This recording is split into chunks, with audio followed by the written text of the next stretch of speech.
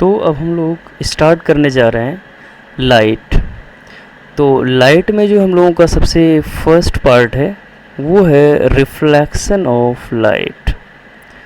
तो हम लोग सबसे पहले देखते हैं कि ये रिफ्लेक्शन ऑफ लाइट क्या है। अगर आप ये ध्यान से देखें इनको, ये डायग्राम को, तो आपको यहाँ एक रे दिख रहा है और वो रे का जो डायरेक्शन है ये मिरर के डायरेक्शन में, यानी कि ऐसा लग रहा है कि ये रे जो है यहाँ मिरर पे आके इंसिडेंट हो रही है, यानी कि टकरा रही है। बिल्कुल आप सही देख रहे हैं, यही रे को हम लोग कहते हैं इंसिडेंस रे।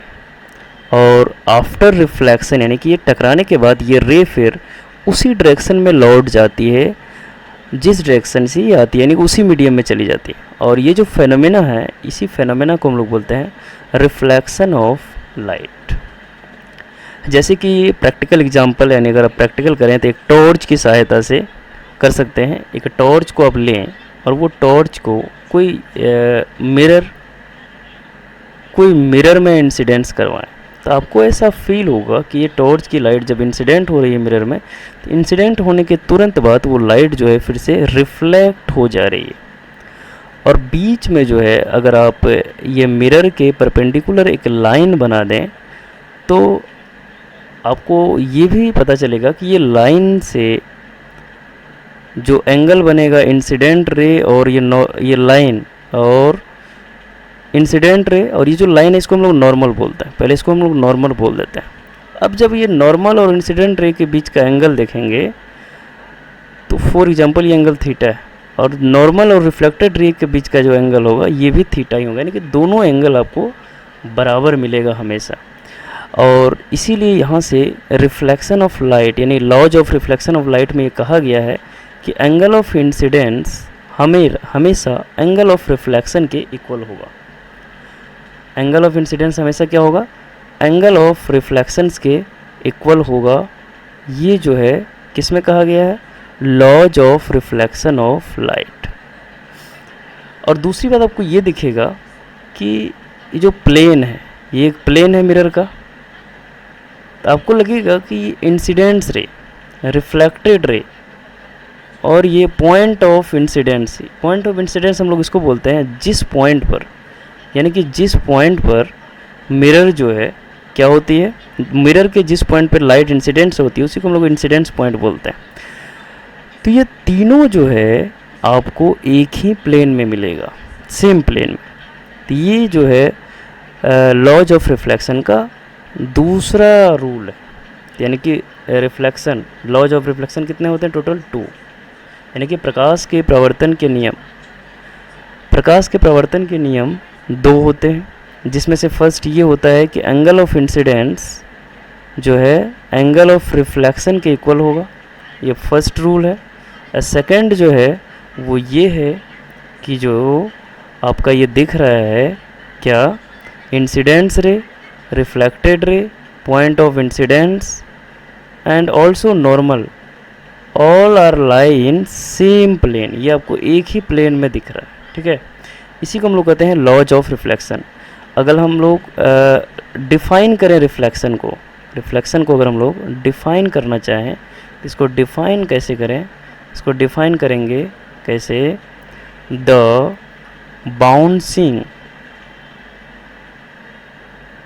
Bouncing back of light, bouncing back of light are called reflection.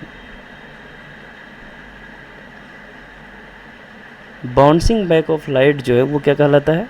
Reflection कहलाता है। इसको हम लोग ऐसे डिफाइन कर सकते हैं। और लॉज ऑफ रिफ्लेक्शन क्या होता है? देयर आर, अगर हम लोग पेन का कलर चेंज कर लें, there are 2 laws of reflection, there are 2 laws of reflection के कितने लॉज होते हैं? 2 लॉज होते हैं, जो हम लोग पहले ही डिस्कस कर चुके हैं।